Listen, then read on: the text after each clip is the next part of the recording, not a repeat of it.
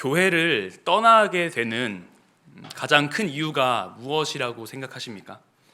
2015년 저는 청년부 회장이었습니다.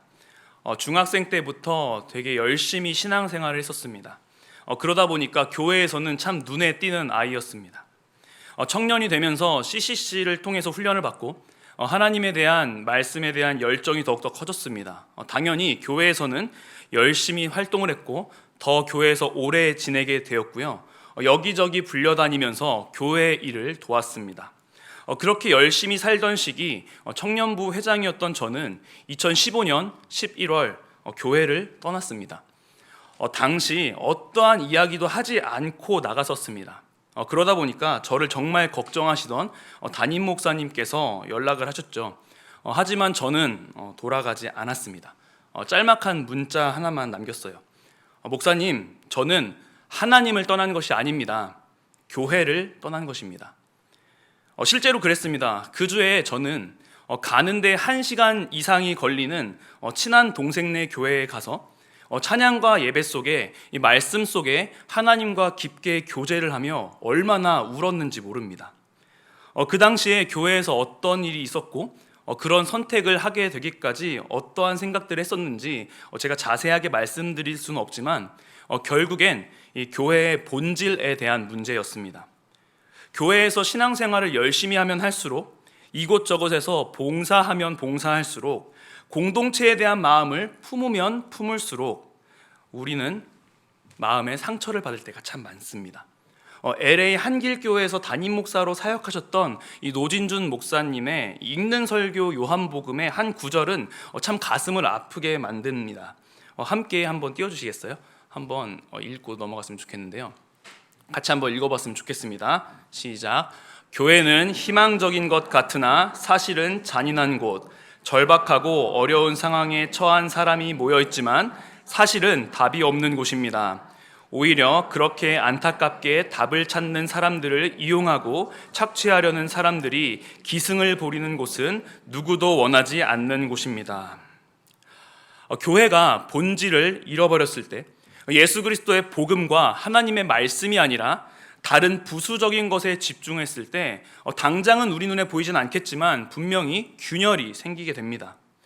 영혼을 위해서 모였는데 교회가 줄 수 있는 것이 유한함밖에 없다면, 본질에 대한 관심이 없고 그렇다면 그 상처는 고스란히 나 자신과 우리 옆에 있는 한 명 한 명의 성도들에게 향할 것입니다. 오늘 본문의 베데스다가 바로 그런 모습을 우리에게 보여줍니다. 2절을 보면 예루살렘에 히브리 말로 베데스다라고 하는 연못이 있습니다. 이 베데스다의 정확한 위치나 이름의 의미에 대해서는 많은 이야기들이 있지만요, 히브리어로 집을 의미하는 베트와 이 자비를 의미하는 헤세드를 연결하여 이 자비의 집이라고 해석하기도 합니다.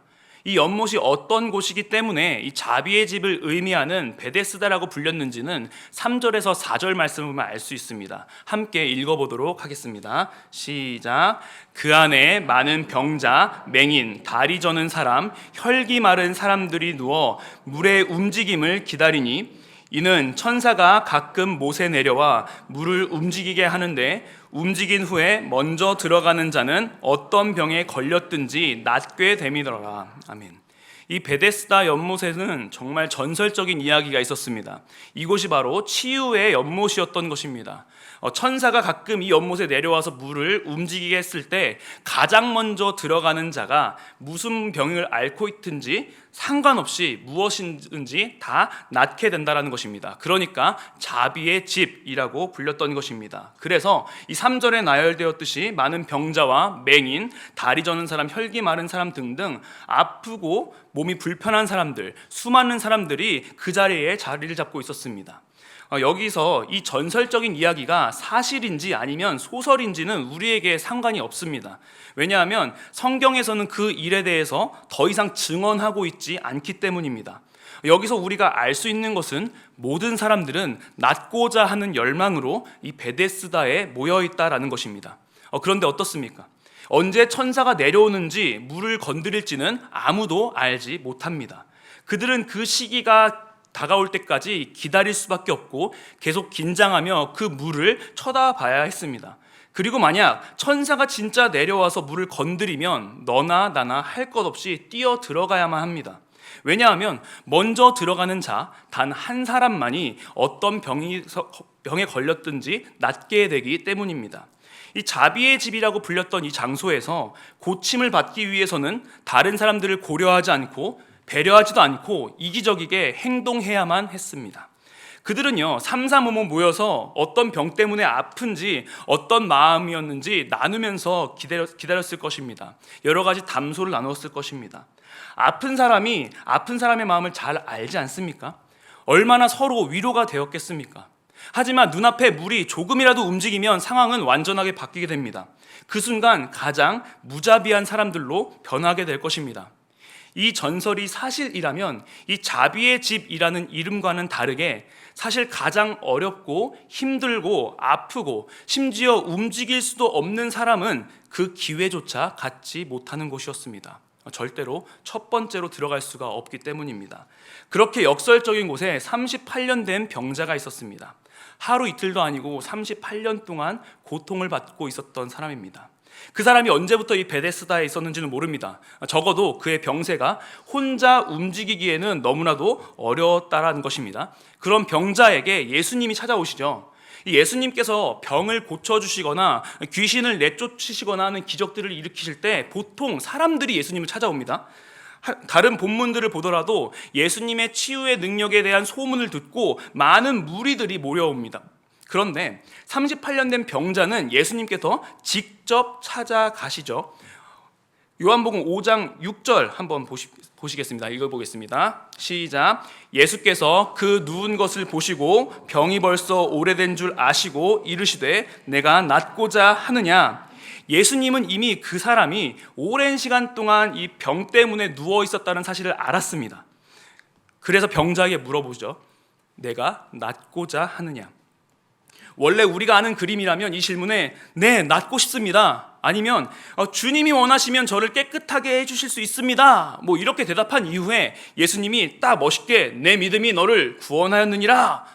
이런 그림이어야 하는데 우리의 예상과는 전혀 다른 방향으로 대답합니다. 요한복음 5장 7절입니다. 함께 읽겠습니다. 시작. 병자가 대답하되 주여 물이 움직일 때 나를 못에 넣어주는 사람이 없어 내가 가는 동안에 다른 사람이 먼저 내려가나이다. 아멘. 이 7절 한 구절에서 몇 가지를 살펴보고자 합니다. 먼저 이 병자는요, 예수님이 어떤 분이신지 전혀 알지 못합니다. 예수님께서 이미 예루살렘에서 많은 이적들을 행하셨습니다. 갈릴리에서 보여주신 두 번째 표적 역시 이 죽어가는 왕의 신하를 살리시는 일이셨습니다. 그렇지만 이 병자는 알지 못했고 관심이 없었습니다.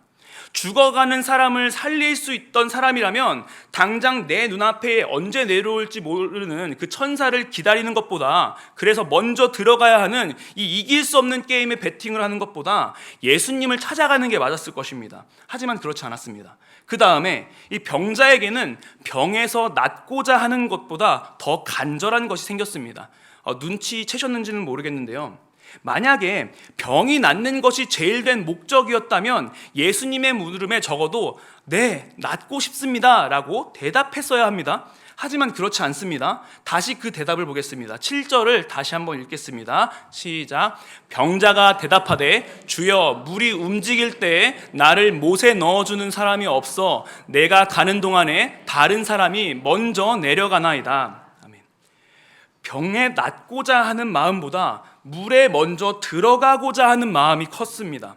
다른 사람보다 먼저 들어가야만 했습니다. 몸이 낫는 것은 그 다음이었습니다. 그러니까 뭐라고 대답하는 것입니까? 나를 못에 넣어주는 사람이 없습니다. 나보다 다른 사람이 먼저 내려갑니다 라고 말하는 것입니다.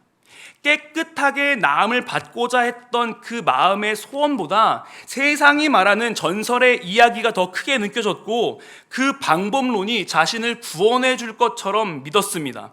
주변에는 이런 나를 도와줄 사람은 아무도 없고 다 이기적이며 배려심 없으며 어차피 때가 되면 다 돌아설 것 같은 그런 것이 분명한 가식적인 사람들 뿐이다 라고 생각하실 것입니다. 결국 이 병자는요, 조건에 그 마음이 향했습니다.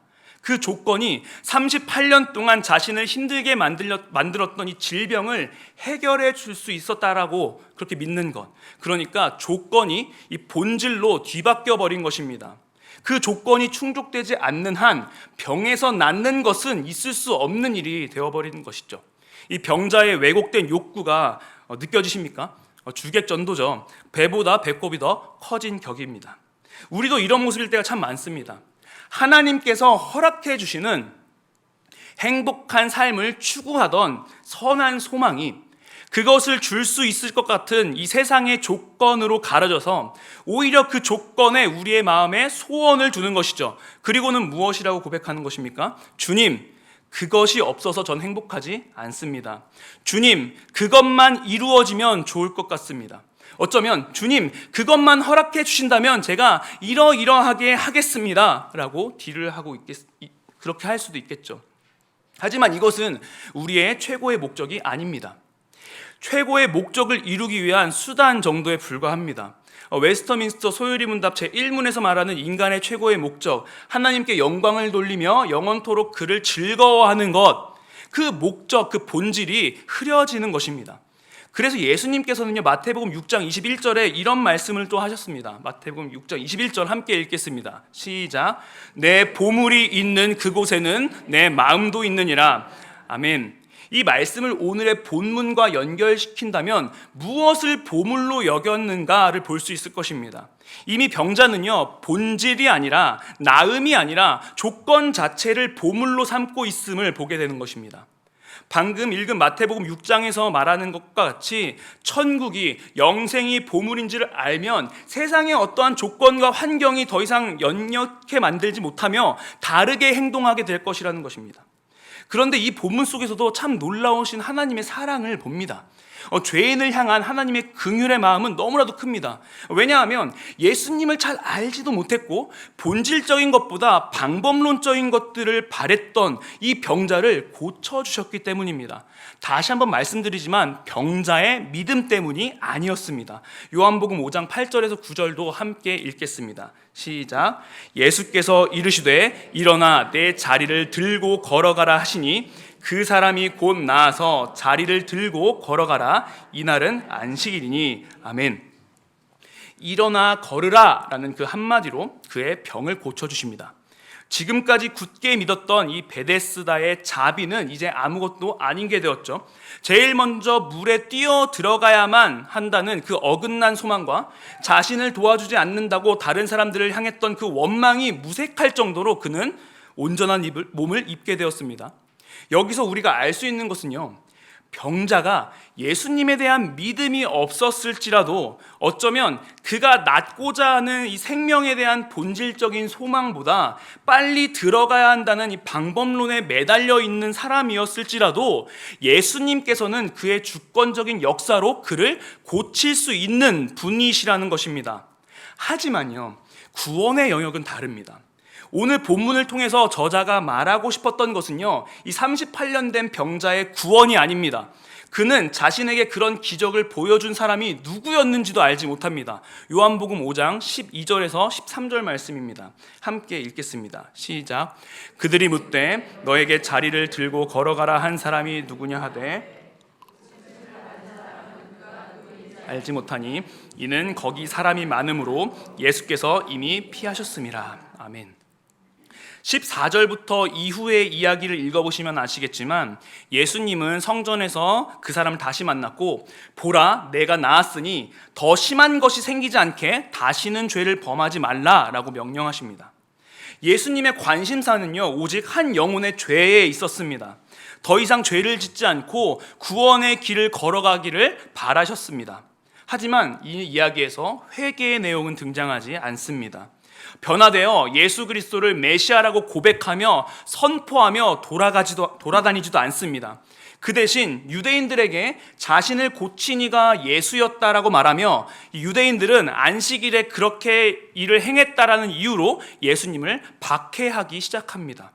결국 이 이야기에서 38년 된 병자가 얻은 것은 몸의 치유뿐이었습니다. 교회는요 부흥을 꿈꿉니다.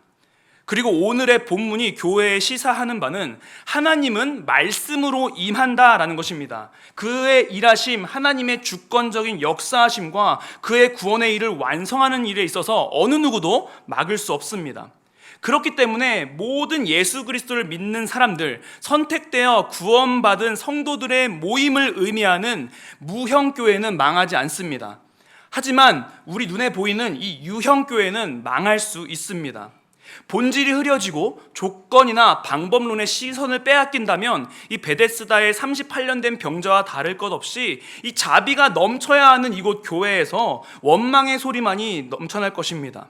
그리고 이는요, 교회만을 의미하는 것이 아닙니다. 저를 포함한 모든 성도에 대한 권면입니다. 하나님의 주되심과 말씀으로 일하심, 하나님 나라의 확장과 마지막 때까지 하나님의 사역을 마치시는 일은 우리와 상관없이 진행될 것입니다. 우리를 통해서도, 우리의 교회를 통해서도, 부족한 저를 통해서도, 저와 여러분들을 통해서도 그 일을 직접 이루어 가시지만 분명한 것은 말씀이 독자적으로 직접 일하신다라는 것입니다. 다시 말하면 하나님께서 사람을 통해 일하시지만 그 사람은 진짜 믿음의 사람, 구원을 받은 사람이 아닐 수 있다는 것입니다. 이에 대한 예시는요, 성경의 여러 군데에서 찾아볼 수 있습니다. 발람과 발락의 이야기 속에서 이스라엘을 공격하려는 이 발락을 저지하고 오히려 하나님의 말씀대로 축복을 했던 것은 참 선지자가 아니라 거짓 선지자였던 발람이었습니다. 이스라엘의 귀환 과정에서 하나님은 이방 나라의 왕이었던 고레스와 느부갓네살을 사용하십니다. 그들도 하나님의 존재를 고백했지만 완전히 돌아서지는 않았습니다. 지난 큐티 본문 중에서도 마가복음 9장을 보면 이 제자로서 예수님을 따르지는 않았지만 이 예수님의 이름으로 축기를 행하고 있던 자들 때문에 이 제자들의 마음이 불편하기도 했습니다. 근데 이 이야기에서 예수님은 예수님의 이름 자체가 가지고 있는 권능, 그 능력을 보여주셨습니다. 예수님은 이 일을 금하지 않으셨죠. 가룟 유다의 일은 말해서 무엇합니까? 제대로 주님을 믿지 못해서 하나님의 아들이시고 신이신 이 하나님을 죽이는 결과를 만들어내는 가장 큰 죄악을 저질렀지만 예수님은 그 일을 속죄와 구원의 일로 바꾸셨습니다. 가룟 유다의 끝은 우리가 다 알고요. 이처럼요, 하나님은요, 하나님의 일을 분명히 하십니다. 다시 본문으로 돌아가서 우리를 보면요, 우리는 지금 베데스다의 38년 된 병자처럼 말씀의 본질보다 하나님의 의를 구하는 것보다 서로 사랑하고 섬기는 것보다 주님의 제자로서 성도로서 살아가려고 말씀을 붙드는 것보다 당장 나의 필요에 목을 매달 수 있는 사람들입니다. 조건에 목을 매달 수 있습니다. 무엇 때문에 발생한 문제인지 말씀을 돌아보지도 않고 마음을 다시 살펴보지도 않으며 상황에 대처하기에 급급할 수도 있습니다. 그리고 하나님은 긍휼 그 자체이시기 때문에 우리의 모든 마음을 아시고 찾아와 주시고 우리의 모든 기도 제목들을 해결해 주실 수도 있습니다. 하지만 구원의 영역은 다른 영역입니다. 저와 여러분들은 여기서 끝나지 않기를 소망합니다. 주님은 병자에게 다시 찾아가 다시는 죄를 짓지 말라라고 말씀하십니다. 우리는 하나님의 그 말씀에 부족하지만 아멘으로 화답해야 합니다. 나의 시선이 말씀으로 향하지 않았던 것들을 발견하고 내 안에 여전히 우상이 있던 것들을 바라보고 나의 신앙이, 나의 모든 감정이, 나의 생각과 행동들, 이 모든 것의 근본적인 이유를 상황과 환경으로 탓하고 남에게 책임을 돌렸던 이 무지함과 이 죄악을 주께 가지고 나아가며 엎드리기를 소망합니다. 우리가 교회에 모이는 본질적인 이유가 무엇입니까? 생명이며 구원이며 우리 안에 하나님의 말씀이, 하나님의 나라가 임함이며 나의 죽음이며 주와 함께 부활이지 않습니까? 마지막으로 느헤미야 8장 8절에서 10절 말씀을 함께 읽었으면 좋겠습니다. 느헤미야 8장 8절에서 10절까지의 말씀입니다. 함께 읽겠습니다. 시작.